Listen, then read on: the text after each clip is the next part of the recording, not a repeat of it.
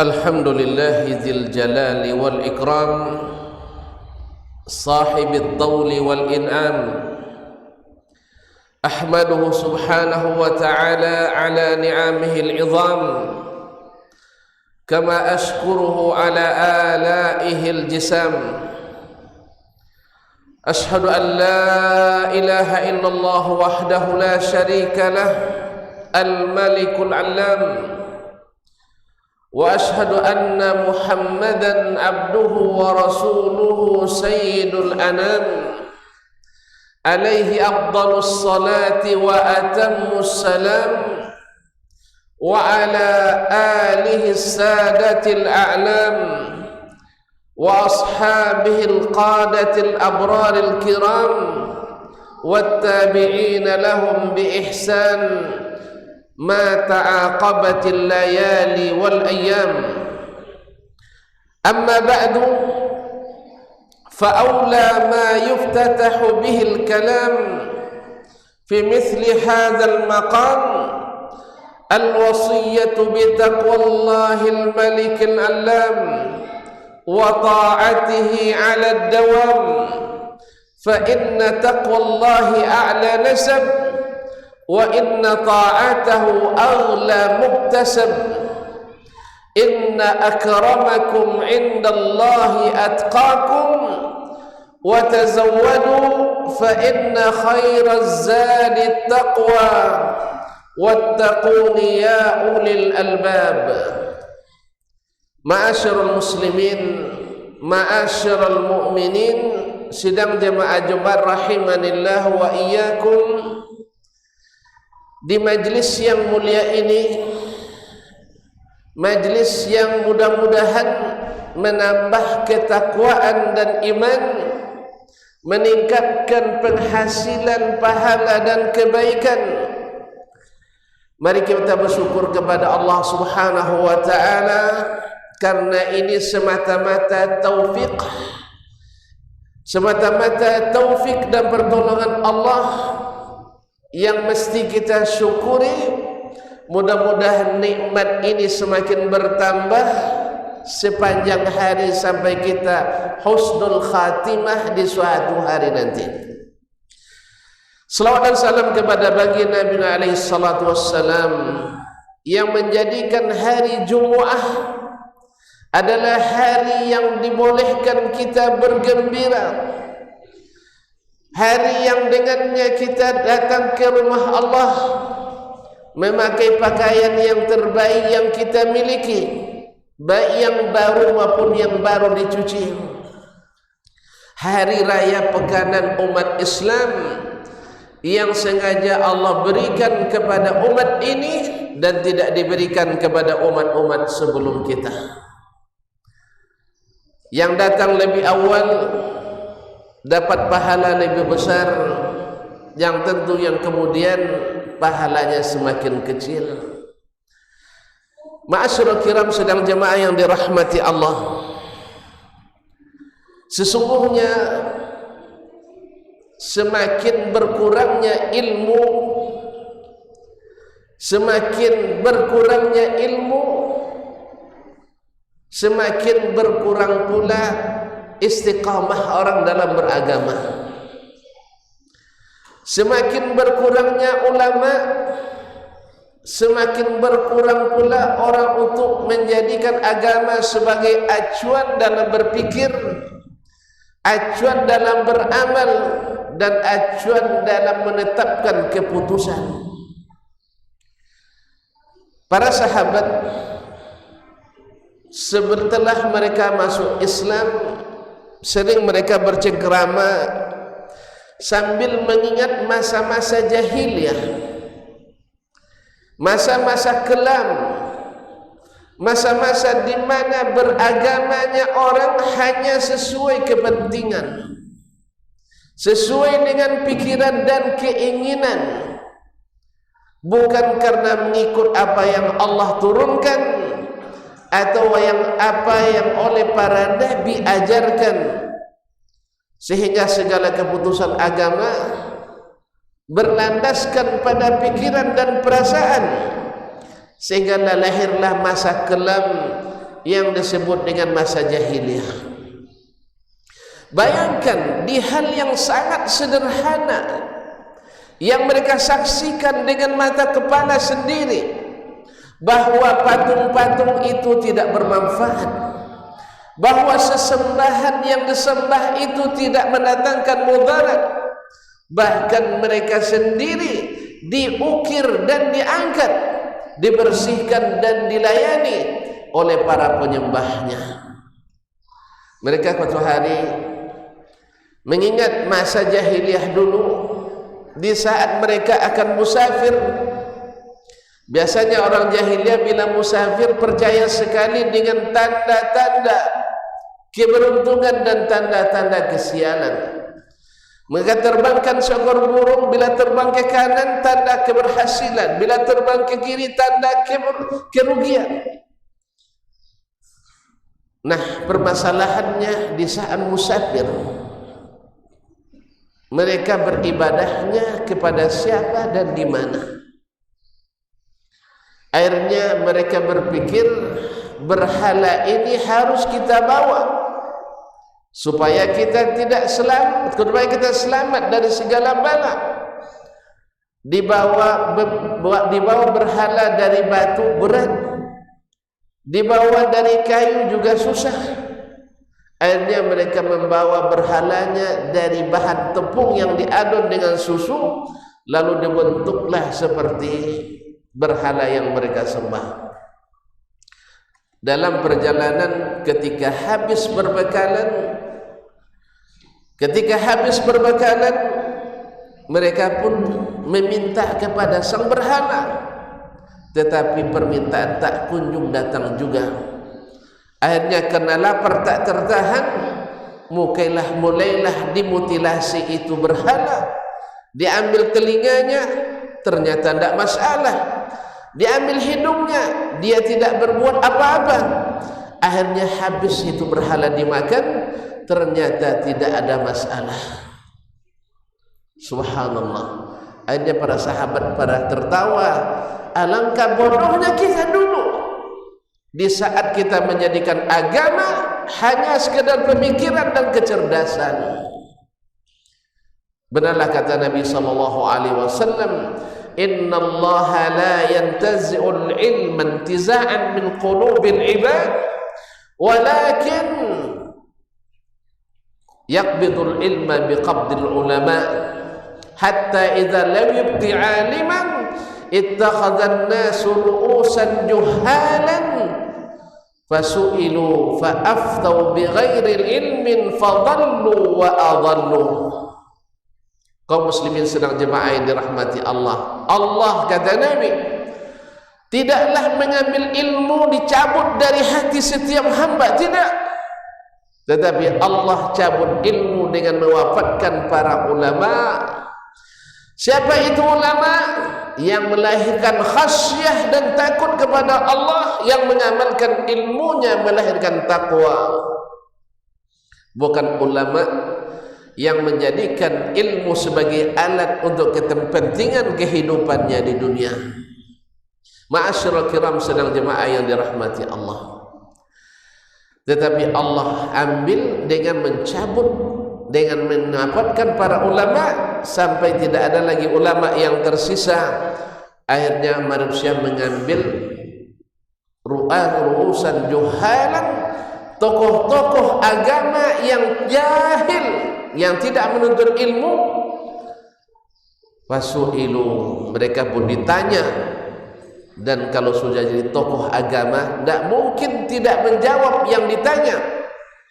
Fa'aftau bighairi ilmin fadallu wa adallu. Akhirnya mereka pun berfatwa tanpa ilmu, sesat menyesatkan.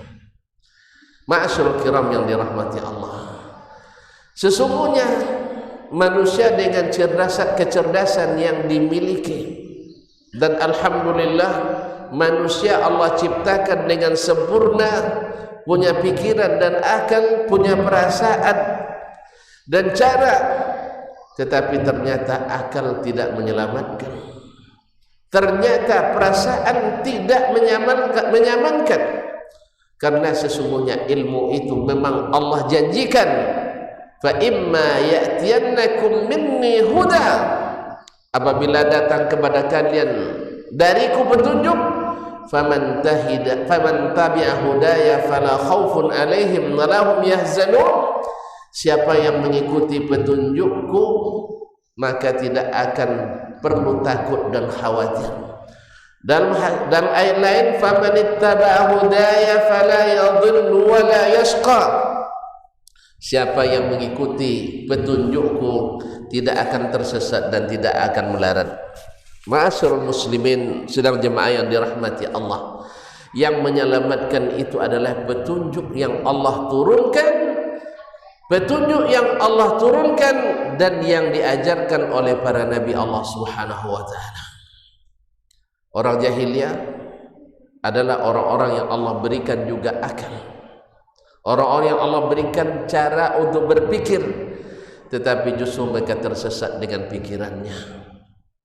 Mereka melihat ketika pergi dalam ekspedisi dagangnya ke Romawi di Syam yang saat itu dikuasai oleh orang Romawi, mereka melihat gereja-gereja di sana penuh dengan patung-patung, lalu dilihat oleh para pedagangnya, di antaranya Amir bin Lu'ay al-Khuzai, lalu dikatakan, untuk apa patung ini? Lalu mereka mengatakan, ini adalah patung Bunda Maria dan patung Nabi Isa al-Masih, untuk mengingatkan kami kepada Allah dan mengingatkan kami kepada mereka. Akhirnya dengan tanpa ilmu, Amir bin Lu'ay al-Khuzai membawa patung itu ke Mekah. Yang di Mekah pun lebih tidak berilmu lagi, akhirnya diterima. Akhirnya melihat orang Mekah punya patung, akhirnya masing-masing kabilah pun berlomba membuat patung dengan pikiran mereka masing-masing, dengan perasaan masing-masing. Akhirnya Ka'bah yang menjadi lambang ketauhidan menjadi pabrik kesyirikan. Di dalam Ka'bah sendiri terdapat 360 patung berhala sebanyak hitungan hari dalam setahun. Wa inna lillahi wa inna ilaihi raji'un. Di mana masalahnya? Masalahnya karena mereka tidak berilmu sehingga mengikuti pikiran dan perasaan. Kaum muslimin sedang jemaah yang dirahmati Allah, akhirnya mereka meniru apa yang dibuat oleh orang lain tanpa ilmu.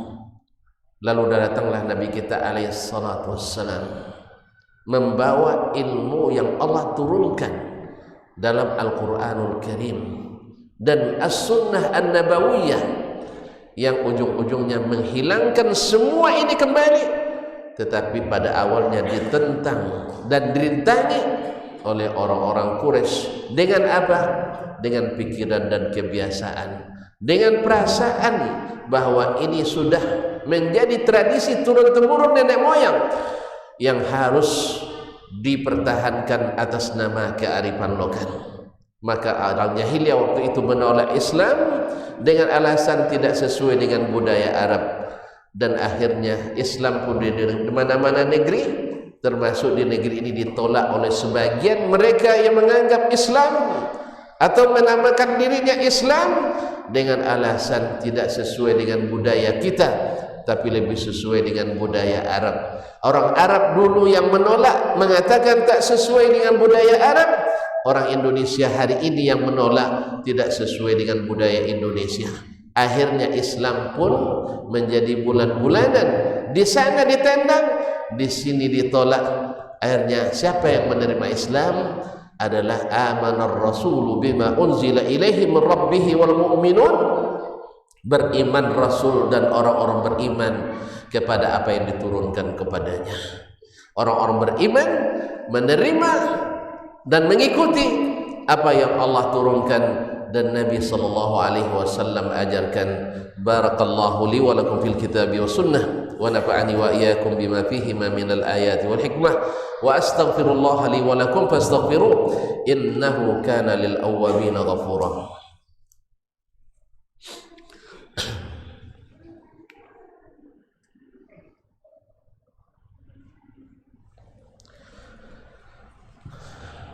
Alhamdulillahil wahidil qahhar العزيز الغفار أشهد أن لا إله إلا الله وحده لا شريك له الملك الجبار وأشهد أن محمدا عبده ورسوله المصطفى المختار صلى الله عليه وعلى آله الأطهار وأصحابه الأبرار والتابعين لهم بإحسان ما تعاقب الليل والنهار أما بعد فاتقوا الله يا مسلمون حق التقوى وراقبوه في السر والنجوى فإن أجسادنا على النار لا تقوى فتمسكوا من الإسلام بالعروة الوثقى وتزودوا فإن خير الزاد التقوى. Kaum muslimin sedang jemaah yang dirahmati Allah, yang menerima tidak nyaman dibuat oleh orang yang menolak. Yang menolak karena memegang tampuk kekuasaan pada hari itu menjadikan orang-orang yang beriman sebagai bulan-bulanan melampiaskan dendam. Mereka adalah pengacau keamanan, mereka adalah perusak kesatuan, mereka adalah berpaham radikal, mereka adalah orang-orang ekstremis, mereka membawa ajaran baru. Demikianlah yang dialami oleh Nabi alaihi salatu wassalam. Dalam istilah mereka, saba'a Muhammad, Muhammad membawa agama baru. Dalam ajaran mereka mengatakan, Ja'a Muhammad yufarriqul jama'at, Muhammad telah datang memecah belah kesatuan dan persatuan umat bangsa Arab. Datang lagi Nabi Muhammad dianggap sebagai ajaran gila. Inna rasulakum alladzi ursila ilaikum la majnun, sesungguhnya rasul yang utus kepada kalian ini adalah orang gila. Dan berbagai tuduhan yang dilekatkan ke Nabi alaihi salatu wassalam. Tetapi Nabi kita alaihi salatu wassalam adalah rahmatan lil alamin, Nabi yang diutus sebagai kasih sayang bagi setiap seluruh alam. Wa ma arsalnaka illa rahmatan lil alamin. Diganggu, beliau tidak melawan. Diserang, beliau tetap sabar. Ketika diberikan kemenangan, beliau tidak balas dendam. Inilah umat Islam. Umat Islam bila melaksanakan Islamnya dengan benar, jadilah umat yang paling adil. Umat Islam bila menjalankan Islamnya dengan benar, menjadi umat yang paling menebar kasih sayang. Umat Islam bila belajar ilmu Islam dengan benar, adalah yang saling menghargai, bukan hanya sesama muslim, bahkan kepada non-muslim sekalipun. Syekhul Islam Ibnu Taimiyah rahimahullah ketika selesai suatu peperangan, beliau menyarankan kepada khalifah waktu itu untuk mengurus dulu kepentingan ahlu zimmatina qabla ahli millatina. Ahlu zimmatina qabla ahli millatina. Urus dulu, selesaikan urusan ahli zimmah, orang-orang non-muslim yang hidup di negeri muslim. Setelah itu baru urusan ahlu millatina, orang yang seagama dengan kita. Di mana lagi? Tidak ada yang lebih toleransi dari umat Islam. Salahuddin Al-Ayyubi di dalam perang salib baru 40 tahun Palestina bermandi darah oleh darah rakyat sipil dan para ulama, kaum wanita dan yang tak mengangkat senjata. 800.000 orang sampai para penyair mereka masih tertulis dalam buku-buku mereka. Dengan bangga para sastrawannya mengatakan kuda-kuda perang mereka mengarungi lautan darah di Palestina, di Baitul Maqdis. 40 tahun setelahnya, Salahuddin Al-Ayyubi rahimahullah, Allah berikan kemenangan. Dan setelah sampai di Baitul Maqdis, seperti sang Nabi sebelumnya ketika dulu batal di Mekah, di Fathu Mekah tahun ke-8 Hijriah, ketika dia diberikan kemenangan kembali ke Mekah, apa kata Nabi SAW? Kumpulkan orang-orang Quraisy, lalu dia katakan setelah memuji Allah SWT, lalu dia katakan, ma tadhunnuni anni fa'ilun bikum, apa yang kalian kira yang akan saya kalukan pada kalian? Saat itu mereka baru mengakui bahwa Muhammad SAW akhun karim, saudara yang mulia, ibnu akhin karim, anak saudara kami juga yang mulia. Allah, di mana tuduhan selama ini? Seorang provokator, seorang ekstremis, seorang radikal, seorang yang memecah belah umat, mengacaukan agama dan sebagainya. Sekarang baru mereka mengatakan akhun kirim, ibnu akhun kirim. Apa kata baginda Rasulullah sallallahu alaihi wasallam? Peperangan demi peperangan yang dihadapi, sampai pamannya Hamzah sampai dibelah dadanya oleh Al-Jahsy atau Wahsy. Bagaimana orang-orang yang terkasihnya banyak yang tewas di tangan orang kafirin, tapi beliau katakan intaliqu izhabu fa antumut tulaqa. Pergilah kalian semuanya bebas. Allahu Akbar. Inilah Islam, tidak ada dendam.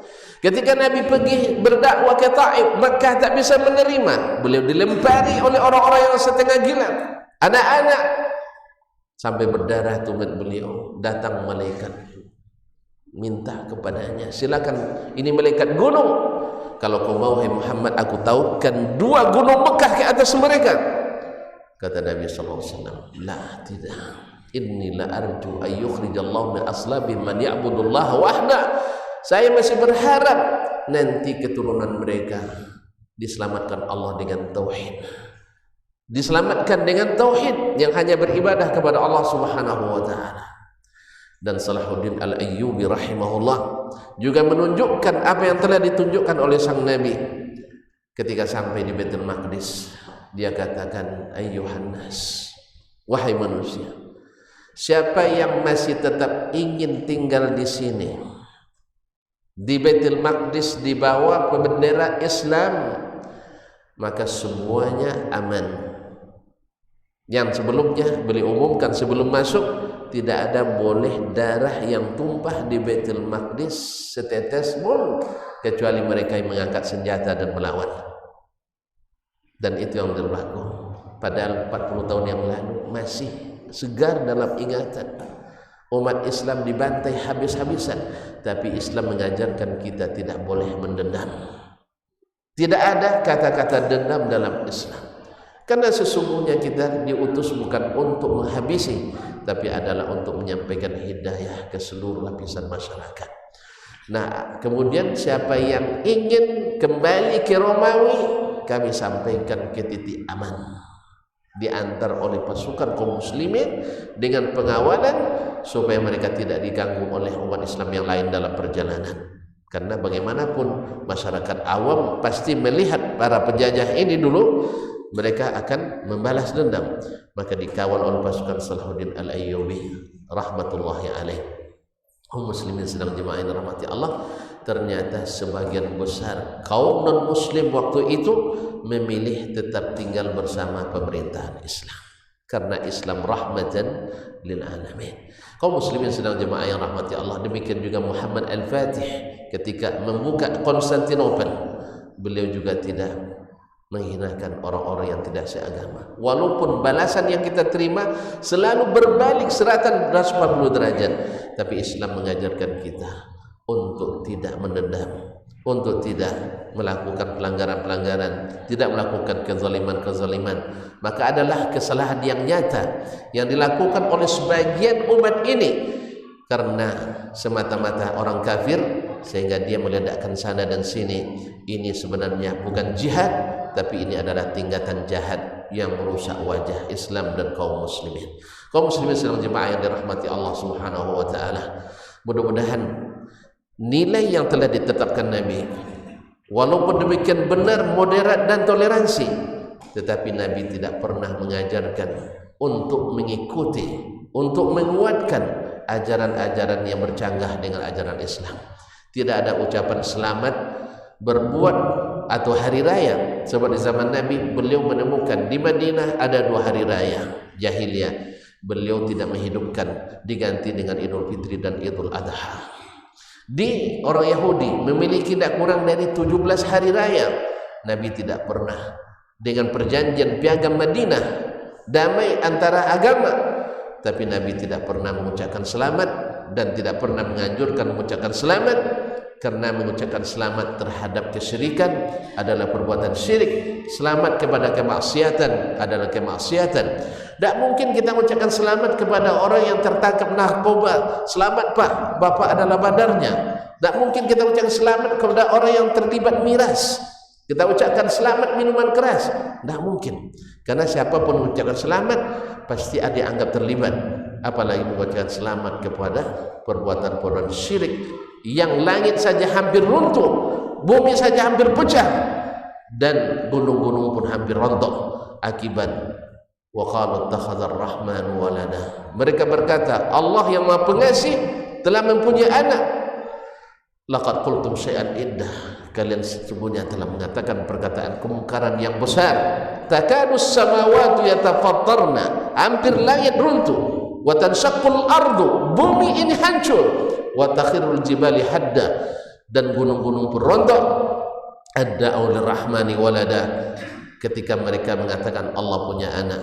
Nah, datanglah orang-orang dengan kejahilian di zaman ini dengan ilmu, tetapi dengan kejahilian berpikir, tidak berdasarkan kepada apa yang Allah dan Rasul contohkan dan saya perintahkan.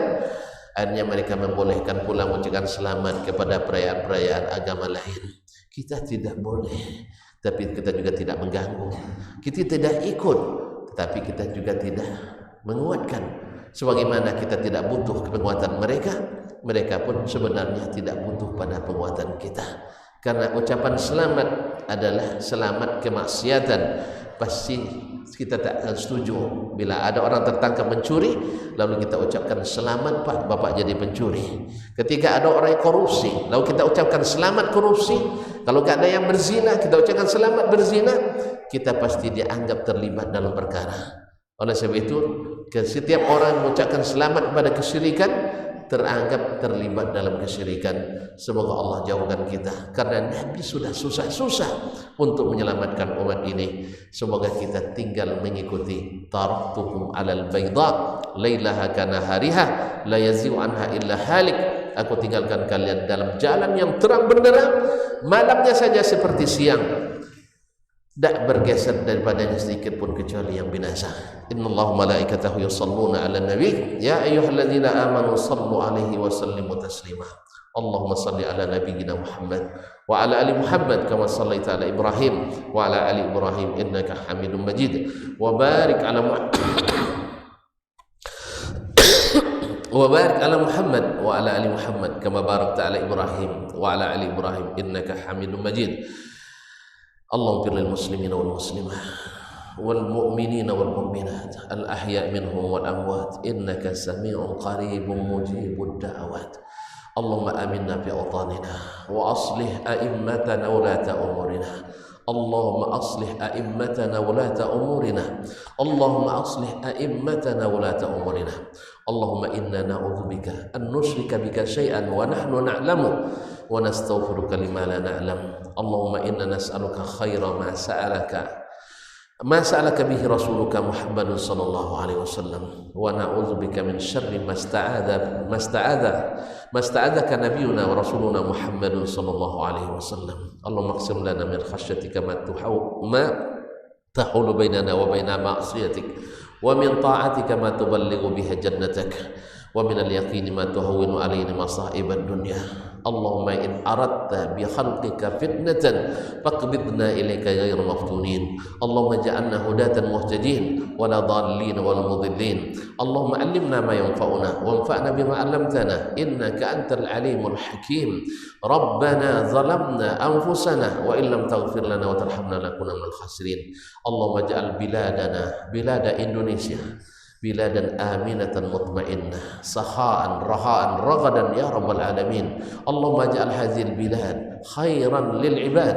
اللهم اجعل هذه البلاد خيرا للعباد. اللهم فرج هم المهمومين من المسلمين ونفس الكرب عن المكروبين واقض الدين عن المدينين. اللهم اشف مرضانا ومرضى المسلمين وارحم موتى المسلمين. اللهم ربنا آتنا في الدنيا حسنة وفي الآخرة حسنة وقنا عذاب النار. عباد الله إن الله يأمر بالعدل والإحسان وإيتاء ذي القربى وينهى عن الفحشاء والمنكر والبغي يعظكم لعلكم تذكرون ولذكر الله أكبر والله يعلم ما تصنعون. قوموا إلى صلاتكم.